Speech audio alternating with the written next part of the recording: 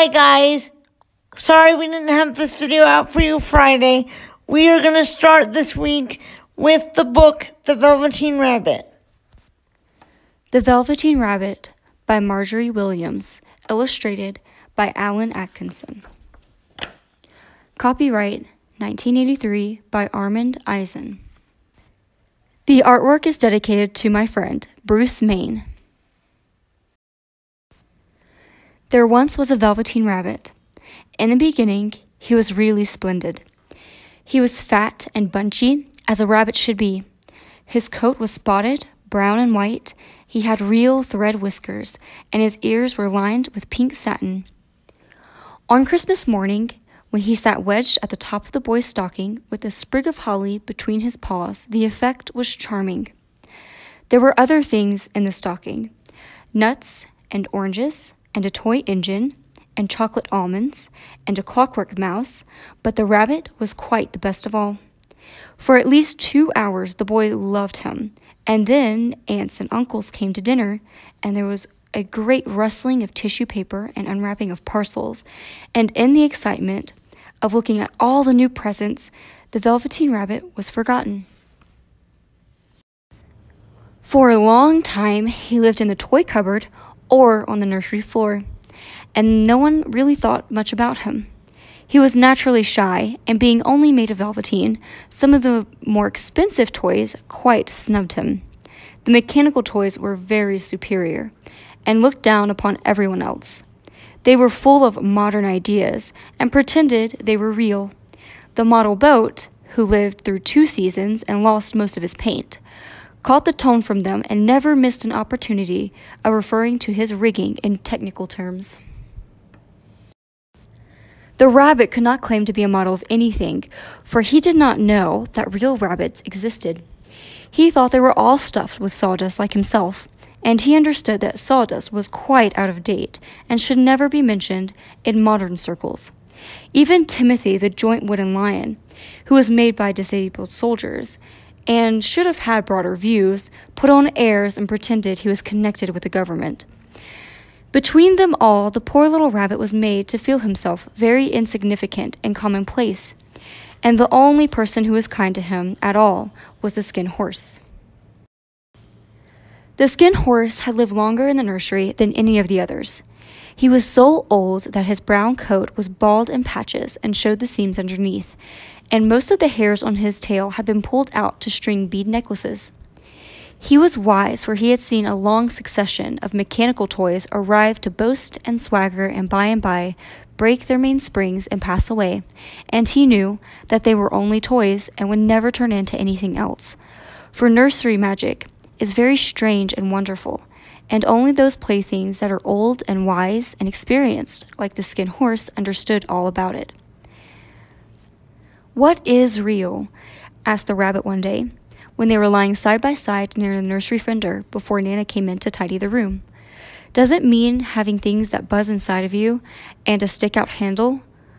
"Real isn't how you are made," said the Skin Horse. "It's a thing that happens to you. When a child loves you for a long, long time, not just to play with, but really loves you, that's when you become real." "Does it hurt?" asked the rabbit. Sometimes," said the Skin Horse, for he was always truthful. "When you are real, you don't mind being hurt." "Does it happen all at once, like being wound up?" he asked, "or bit by bit?" "It doesn't happen all at once," said the Skin Horse. "You become. It takes a long time. That's why it doesn't happen often to people who break easily, or have sharp edges, or who have to be carefully kept. Generally, by the time you are real, most of your hair has been loved off, and your eyes drop out, and you get loose in the joints and very shabby. But all these things don't matter at all, because once you are real, you can't be ugly, except to people who don't understand." "I suppose you are real," said the rabbit, and then he wished he had not said it, for he thought the Skin Horse might be sensitive. But the Skin Horse only smiled. "The boy's uncle made me real," he said. "That was a great many years ago, but once you are real, you can't become unreal again. It lasts for always." The rabbit sighed. He thought it would be a long time before this magic called real happened to him. He longed to become real, to know what it felt like, and yet the idea of growing shabby and losing his eyes and whiskers was rather sad. He wished that he could become it without these uncomfortable things happening to him. There was a person called Nana who ruled the nursery. Sometimes she took no notice to the playthings lying about, and sometimes, for no reason whatever, she went scooping about like a great wind and hustled them away in cupboards. She called this tidying up, and the playthings all hated it, especially the tin ones. The rabbit didn't mind so much, for wherever he was thrown, he came down soft. One evening when the boy was going to bed, he couldn't find the china dog that always slept with him. Nana was in a hurry, and it was too much trouble to hunt for a china dog at bedtime. So she simply looked about her, and seeing that the toy cupboard door stood open, she made a swoop. "Here," she said, "take your old bunny. He'll do to sleep with you." And she dragged the rabbit out by one ear and put him into the boy's arms. That night, and for many nights after, the Velveteen Rabbit slept in the boy's bed. At first, he found it rather uncomfortable, for the boy hugged him very tight, and sometimes he rolled onto him, and sometimes he pushed him so far under the pillow that the rabbit could scarcely breathe. And he missed, too, those long, moonlit hours in the nursery, when all the house was silent, and his talks with the skin horse. But very soon, he grew to like it, for the boy used to talk to him, and made nice tunnels for him under the bedclothes that he said were like burrows the real rabbits lived in. And they had splendid games together in whispers when Nana had gone away to her supper and left the nightlight burning on the mantelpiece. And when the boy dropped off to sleep, the rabbit would snuggle down close under his little warm chin and dream, with the boy's hand clasped close around him all night. And so time went on. The little rabbit was very happy, so happy that he never noticed how his beautiful velveteen fur was getting shabbier and shabbier, and his tail was coming unsewn, and all the pink rubbed off on his little nose where the boy had kissed him. Spring came, and they had long days in the garden, for wherever the boy went, the rabbit went too. He had rides in the wheelbarrow, and picnics on the grass, and lovely fairy huts built for him underneath raspberry canes behind the flower border. And once, when the boy was called away suddenly to go out to tea, the rabbit was left out on the lawn until long after dusk, and Nana had to come and look for him with a candle because the boy could not go to sleep unless he was there. He was wet through with dew and quite earthy from diving into the burrows the boy had made for him in the flower bed, and Nana grumbled as she rubbed him off with a corner of her apron. "You must have your old bunny," she said. "Fancy all that fuss for a toy." The boy sat up in bed and stretched out his hands. "Give me my bunny," he said. "You mustn't say that. He isn't a toy. He is real." When the rabbit heard that, he was happy, for he knew that what the skin horse had said was true at last. The nursery magic had happened to him, and he was a toy no longer. He was real, and the boy himself had said it. That night, he was almost too happy to sleep, and so much love stirred in his little sawdust heart that it almost burst.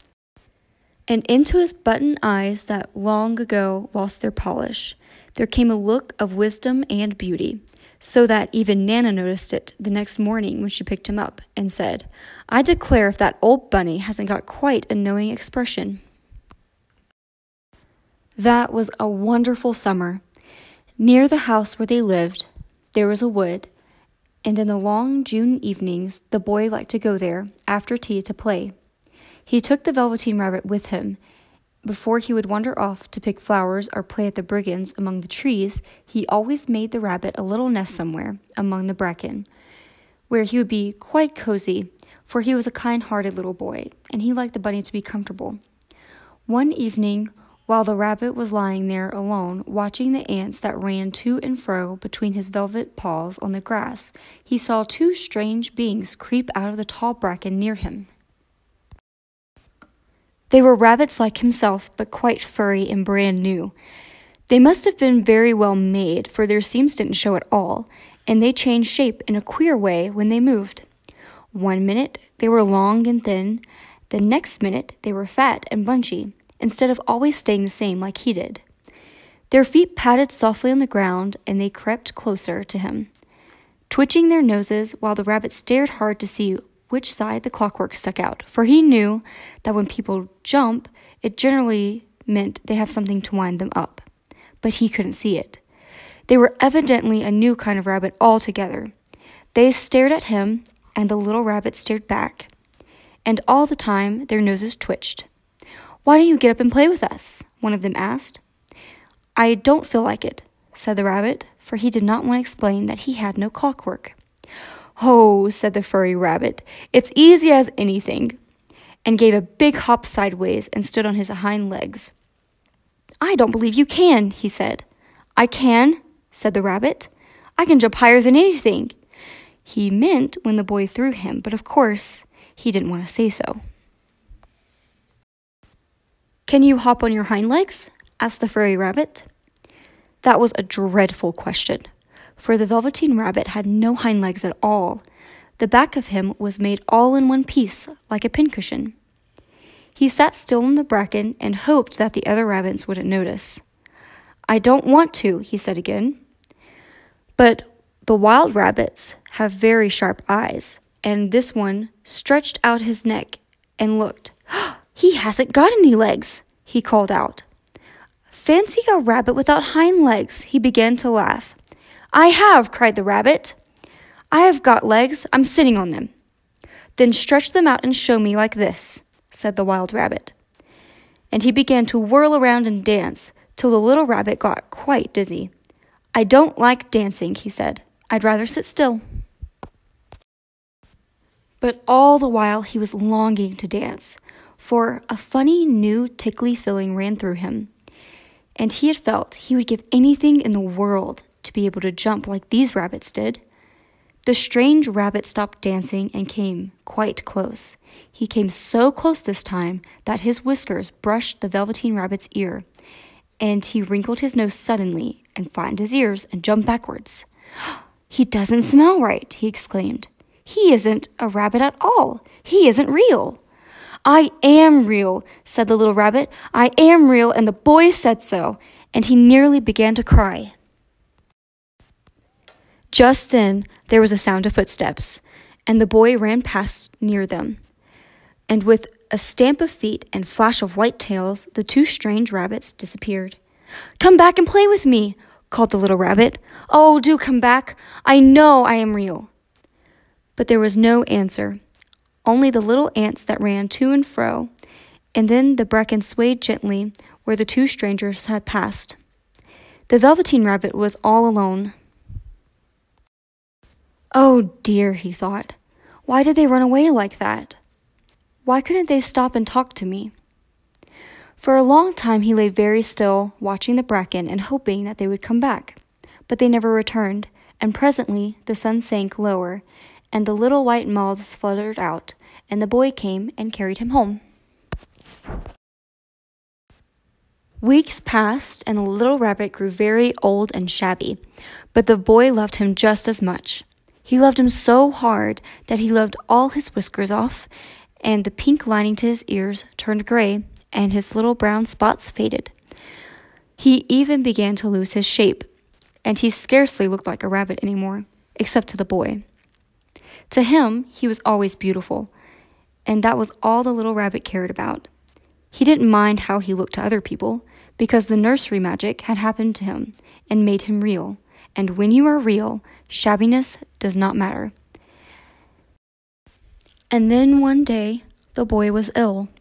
His face grew very flushed, and he talked in his sleep. And his little body was so hot that it burned the rabbit when he held him close.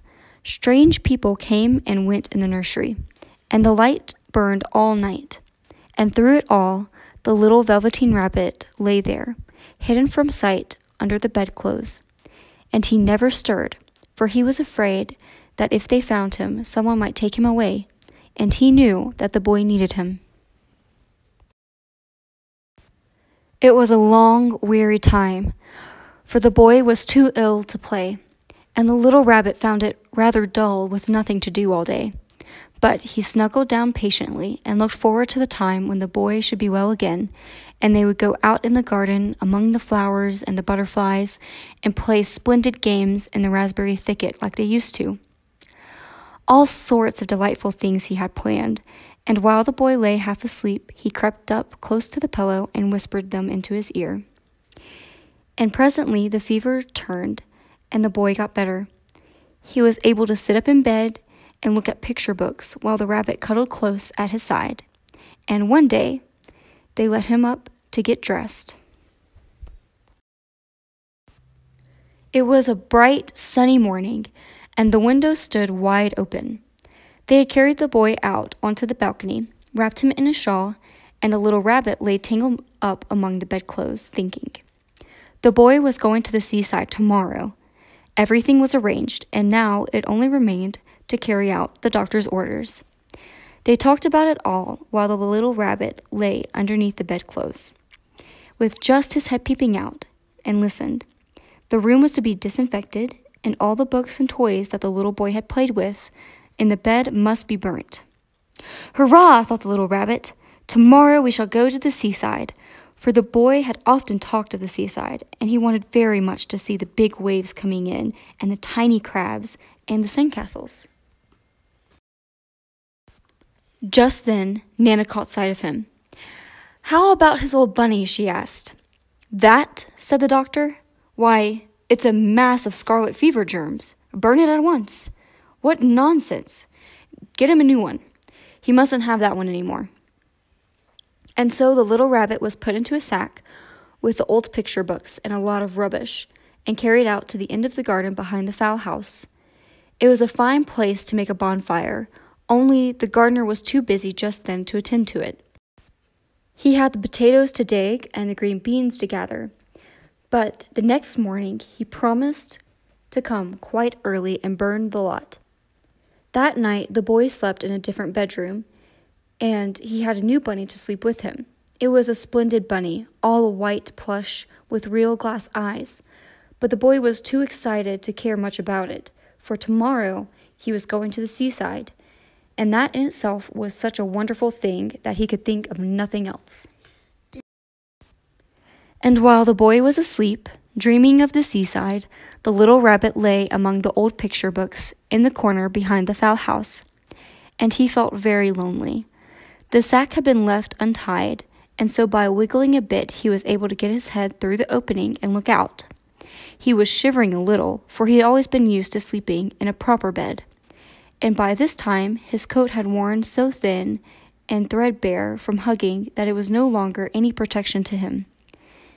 Nearby he could see the thicket of raspberry canes growing tall and close like a tropical jungle, in whose shadow he had played with the boy on bygone mornings. He thought of those long, sunlit hours in the garden, how happy they were, and a great sadness came over him. He seemed to see all of them pass before him, each one more beautiful than the other. The fairy huts in the flower bed, the quiet evenings in the wood wherein he would lay in the bracken and little ants ran over his paws, the wonderful day when he first knew that he was real. He thought of the skin horse so wise and gentle, and all that he had told him. Of what use was it to be loved and to lose one's beauty and become real if it all ended like this? And a tear, a real tear, trickled down his little shabby velvet nose and fell to the ground. And then a strange thing happened, for where the tear had fallen, a flower grew out of the ground. A mysterious flower, not at all like any that grew in the garden. It had slender green leaves the color of emeralds, and the center of the leaves a blossom like a golden cup. It was so beautiful that the little rabbit forgot to cry, and just lay there watching it. And presently the blossom opened, and out of it there stepped a fairy.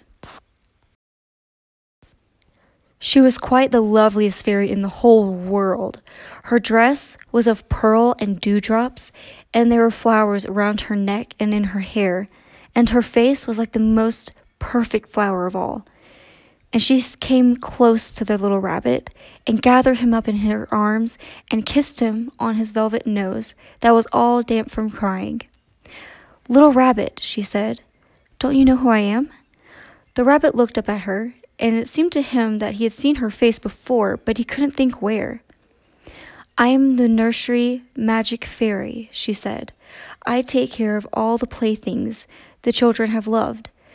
When they are old and worn out and the children don't need them anymore, then I come and take them away with me and turn them into real." "Wasn't I real before?" asked the little rabbit. "You were real to the boy," the fairy said, "because he loved you. Now you shall be real to everyone." And then she held the little rabbit close in her arms and flew with him into the wood. It was light now, for the moon had risen. All the forest was beautiful. The fronds of the bracken shone like frosted silver. In the open glade, between the tree trunks, the wild rabbits danced with their shadows on the velvet grass. But when they saw the fairy, they all stopped dancing and stood around in a ring to stare at her. "I brought you a new playfellow," said the fairy. "You must be very kind to him and teach him all he needs to know about Rabbitland, for he is going to live with you forever and ever." And she kissed the little rabbit again and put him down in the grass. "Run and play, little rabbit," she said. But the little rabbit sat quite still for a moment and never moved.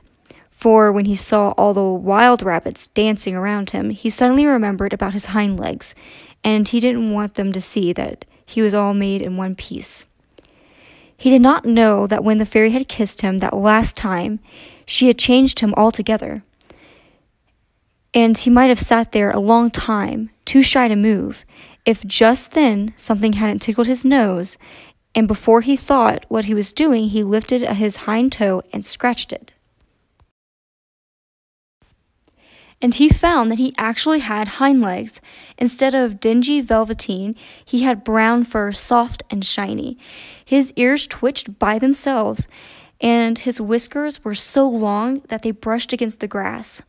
He gave one leap, and the joy of using those hind legs was so great that he went springing about the turf on them, jumping sideways and whirling around as the others did. And he grew so excited that at last he did stop to look for the fairy, but she had gone.